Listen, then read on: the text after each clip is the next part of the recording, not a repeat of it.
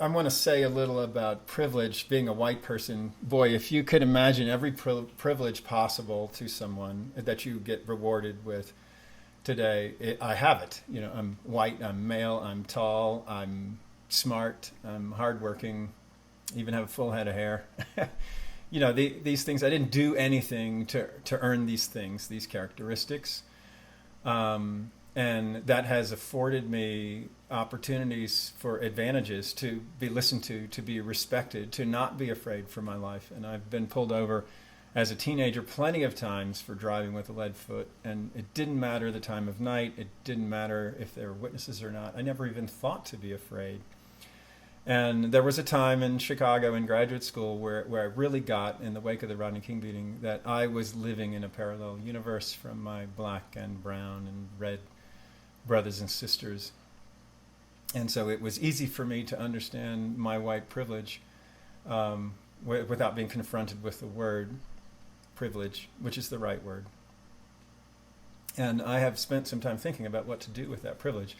And I have told my white friends that there is nothing wrong with knowing dignity. There is nothing wrong with being treated with respect. I have no apology or guilt around the privileges that I have.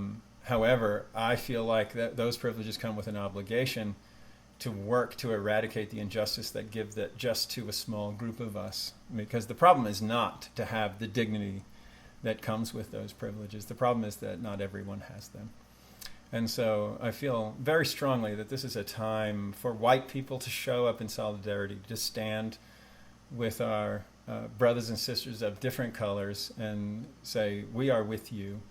And it's a time to listen with the intention of understanding. And when we are confronted with the impact racism has on us, that we are quick to defend ourselves against and deny, to just sit with the discomfort, to ask, how has racism impacted me? How has it seeped into my implicit biases?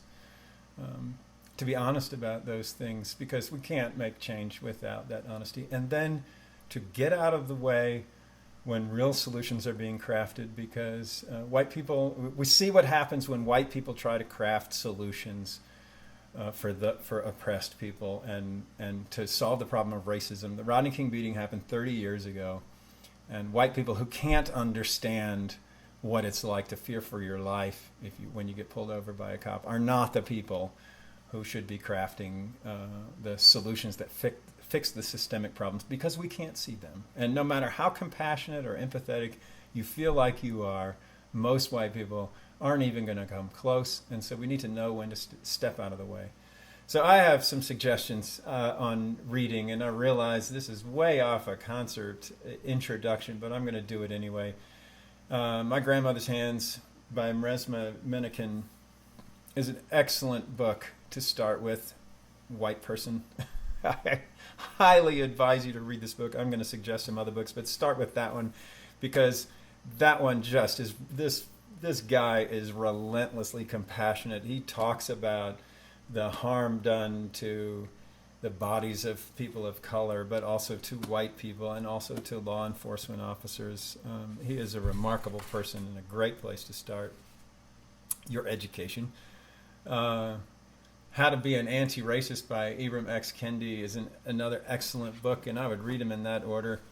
And then you'll be properly prepared to be confronted by Robin DiAngelo with White Fragility, and all of those should be read, because it's very hard for white people to get the problems that we're going to have to solve, and we're going to have to find our appropriate roles as allies.